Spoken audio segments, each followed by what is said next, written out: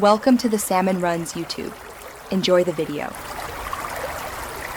In this video, I will explain how to use Pixlr E. First, let's get familiar with the workspace. You'll find the toolbar on the left and Layers panel on the right. To begin, open an image from your computer or start with a new canvas.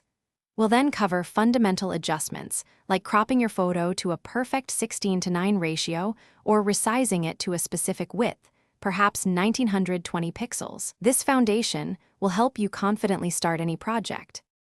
Now, let's dive into some essential editing tools.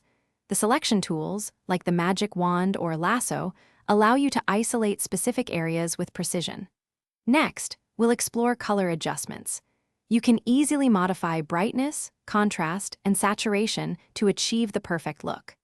Don't forget to experiment with the wide range of filters and effects available to add a unique touch to your images. Ready to take your editing to the next level? Layers are crucial for non-destructive editing, allowing you to organize elements and make changes without altering the original image. We'll also explore masks, which offer incredible control over blending and transparency. Finally, master the text tools to incorporate stunning typography, choosing from various fonts and styles to complement your visual creations. Once your masterpiece is complete, it's time to save and share it with the world. Pixlr E offers several export options, including common formats like JPG for web use or PNG for transparency.